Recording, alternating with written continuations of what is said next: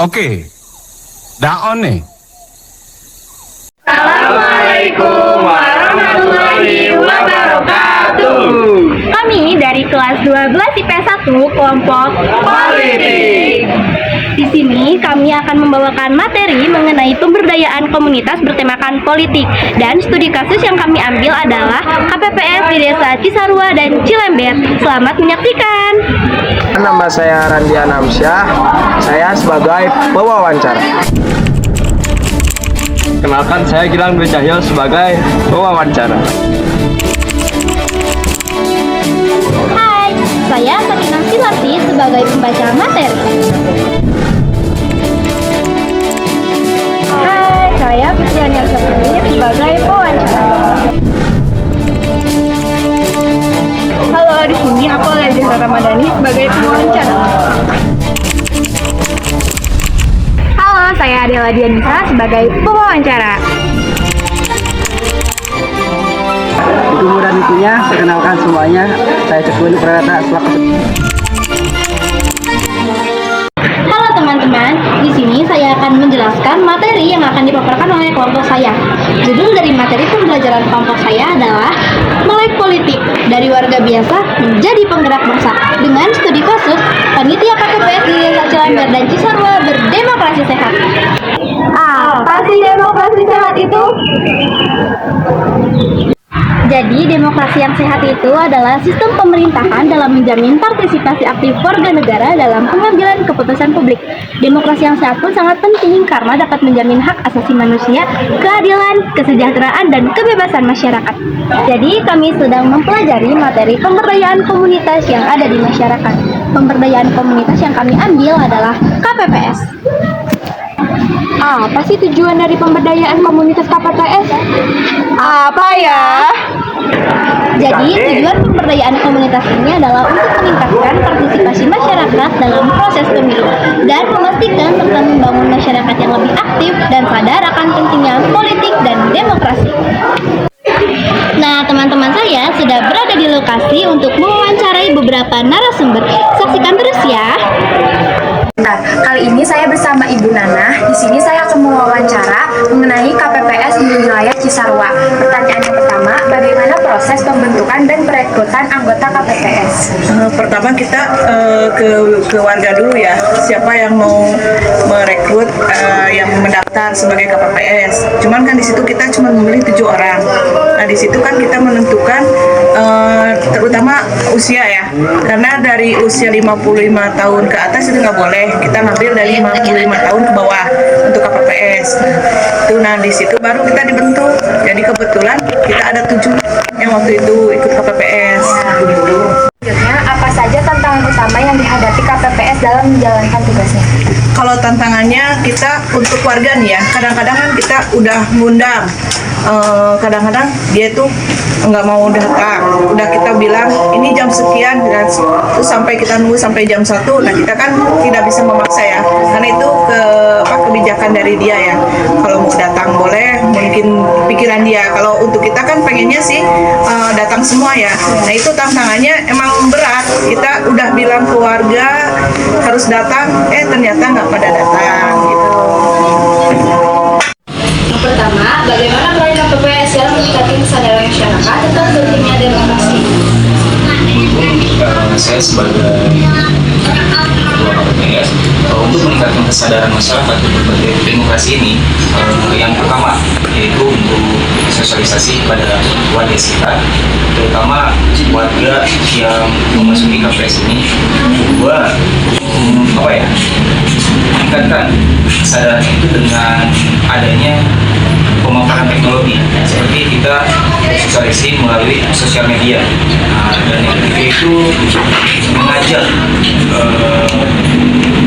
warga sekitar melakukan kreatif ini untuk demokrasi pemilihan. Kita mengingatkan dengan cara berkumpul atau bermusyawarah, karena kalau tidak bermusyawarah itu pasti adanya kecurangan politik seperti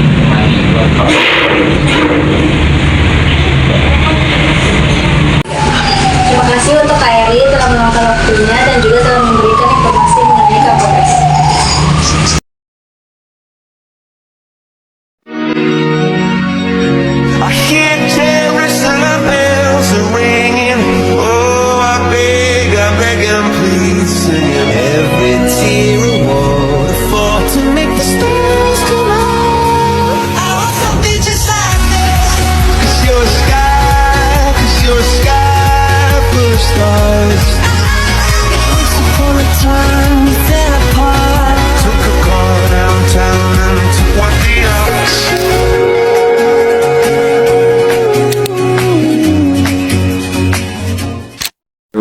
wabarakatuh.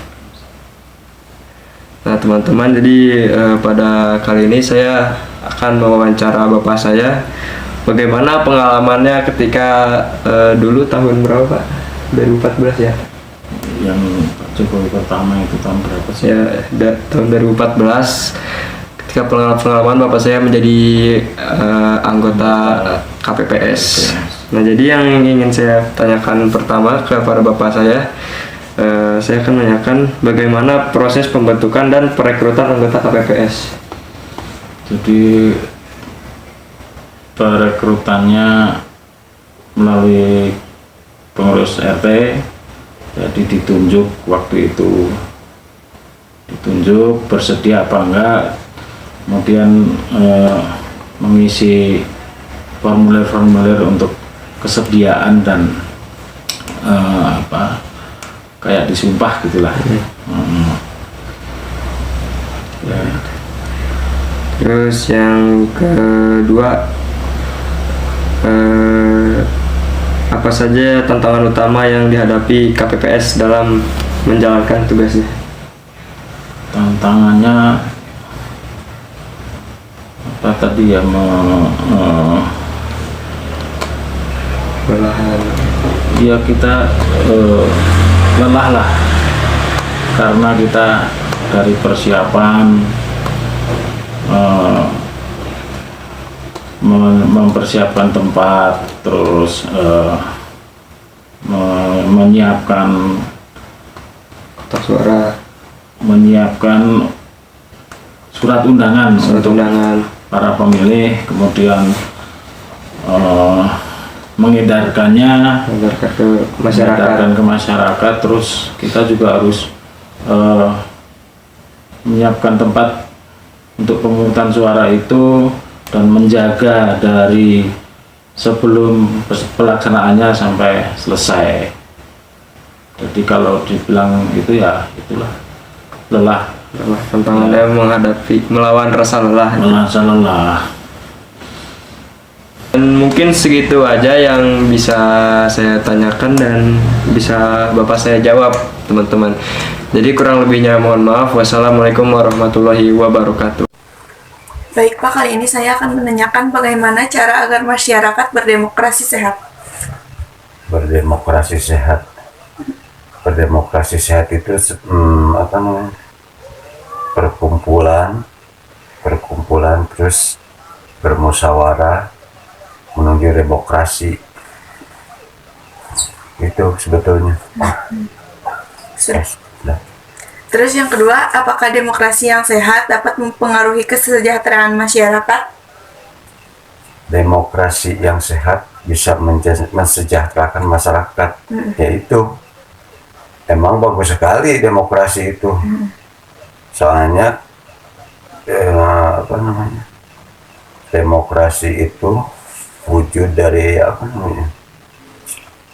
segala persoalan, segala macam berbagai macam apapun bisa diselesaikan dengan demokrasi. Bagus demokrasi yang sehat. Baik, saya sudah berada di lokasi akan mewawancarai narasumber saya. Dengan Bapak siapa?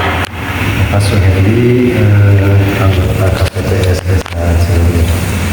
Baik Bapak, saya ingin mengajukan beberapa pertanyaan. Pertanyaan yang pertama, apa saja tugas dan wewenang dari anggota KPPS? Tugas dan wewenang KPPS itu yang pertama tugasnya menjalankan pemilihan atau pemungutan suara itu secara jujur, adil, tertib, dan damai dan lancar. Kalau kewenangannya ya tentu kewenangan dari KPPS itu bertanggung jawab dengan istilahnya berjalannya pemungutan suara di TPS tersebut.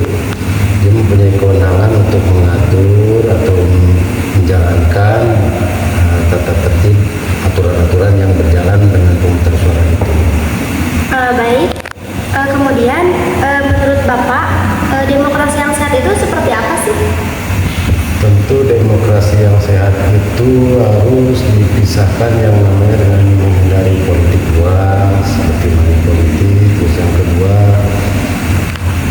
politik dinasti yang mana semacam keturunan atau kerajaan itu kan nggak baik ya, karena di negara Indonesia itu bukan sistem kerajaan, sistemnya demokrasi. Jadi kepala negara, kepala daerah itu ditunjuk, dipilih oleh rakyat langsung berdasarkan demokrasi itu. Oke, baik Bapak. Sepertinya wawancaranya dicukupkan sampai di sini. Terima kasih sudah meluangkan waktunya. Ya, sama-sama. Cukup sekian wawancara dari saya. Terima kasih. Kesimpulan dari materi ini adalah kedua tempat yang kami kunjungi sangat bertanggung jawab dalam menjalankan tugasnya. KPPS juga harus berjalan secara adil, transparan, dan demokratis. Dan peran KPPS ini juga memberikan pesan yang sangat penting untuk para pemuda yang paham hak dan tanggung jawab. Berpartisipasi aktif dalam demokrasi, jadilah agen perubahan. Dan jadilah penerus bangsa yang kita berdemokrasi sehat.